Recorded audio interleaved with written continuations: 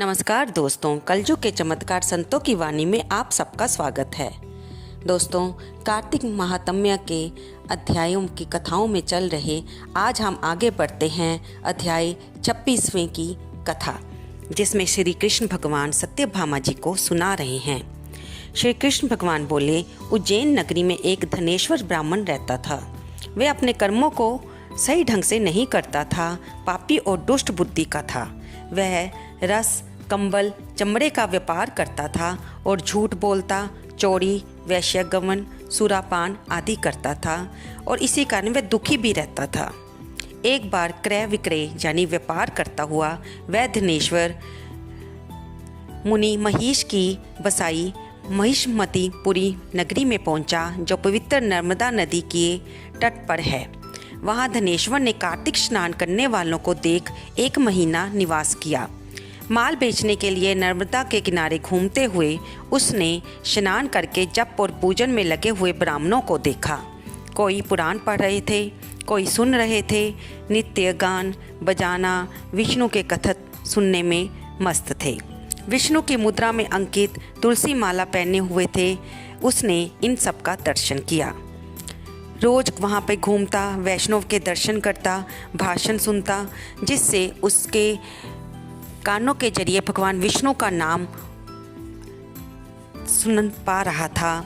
इस प्रकार महीने भर ठहरकर उसने कार्तिक के उद्यापन की विधि को भी भक्ति सहित भगवान के जागरण को देखा। दोस्तों, जब हम बार बार भगवान के नाम को सुनते हैं तो भगवान के नाम की इतनी बड़ी महिमा है कि सुनने से ही हमारे मन में, हमारी आत्मा में उसके प्रति श्रद्धा जाग जाती है। यही सब बातें धनेश्वर के साथ हो रही थी जब उसने महीना पूरा कार्तिक मास का व्रत करने वाले ब्राह्मणों को, लोगों को देखा तो उसका मन भी थोड़ा पवित्र होने लगा था। उसने कार्तिक मास के उद्यापन की विधि को भी भक्ति सहित देखा। पूर्णमासी के दिन ब्राह्मण गो इनका पूजन, कार्तिक स्नान किए मनुष्यों को फिर उनको दक्षिणा देते हुए उसने देखा। फिर सायंकाल के समय मनुष्यों ने शिवजी की प्राप्ति के लिए दीपदान किया। इसे भी धनेश्वर ने देखा। फिर पूजन आदि को देखता हुआ धनेश्वर घूम रहा था, तभी काले सर्प ने उसे काट खाया। वह बेहोश होकर गिर पड़ा। भक्तों ने उसे गिरा देखा तो उसके चारों ओर इकट्ठे हो गए और तुलसी मिला जल उसके मुख में डाला। जम के दूत उस मरे हुए को बांधकर कोरों से मारते हुए जमराज की सियमनीपुरी में ले गए। चित्रगुप्त ने उसके सब दुष्कर्म जमराज से कहे और बोला कि इसने अपने जीवन में कोई सुकर्म नहीं किया है जो कि कहा जा सके। हे महाराज, ये दुष्ट है, पाप मूर्ति समान है, इसे नरक में डालना चाहिए। ये सुनकर जमराज अग्नि रूप दिखाते हुए अपने दूतों को उन्होंने आज्ञा दी कि इसे मुदगरों से मारते मारते कुंभी पाक नरक में डाल दो। लेकिन उसके डालने से ही अग्नि शीतल हो गई, जैसे प्रभु के भगत प्रहलाद को डालने से शीतल हो गई थी। तब जमराज जी ने तप्रेत पति ने विस्मय होकर ये सब वृतांत जमराज जी को सुनाया। जमराज जी उसकी बात को सुनकर विचार करने लगे। तभी वहाँ पर नारद जी पहुँच गए। तब जमराज जी ने उनका पूजन किया। वह धनेश्वर को देखकर नारद जी बोले, हे जमराज, ये नरक भोगने के योग्य नहीं है, क्योंकि इसने अंतिम समय में नरकों को दूर करने वाला कर्म किया है।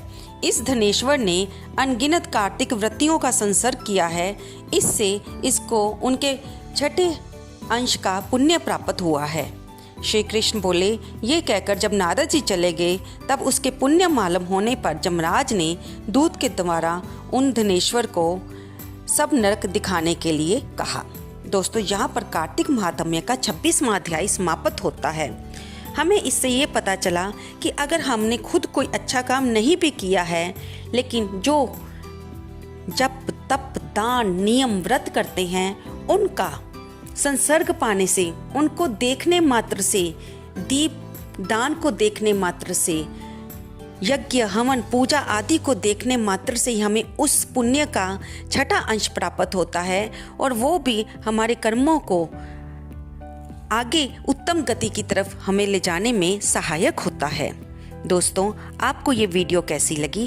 कृपया इसे लाइक करें, शेयर करें और सब्सक्राइब करें। आप इसे अपने नज़दीक के दोस्तों में शेयर करें ताकि हम ये अच्छे विचार अच्छी कथाएं और लोगों तक भी पहुंचाकर एक दूसरे के पुण्य में भागी बन सकें। इस कथा को कहते सुनते हुंकारा भरते सभी को भगवान अपनी भक्ति प्रदान करें। धन्यवाद दोस्तों।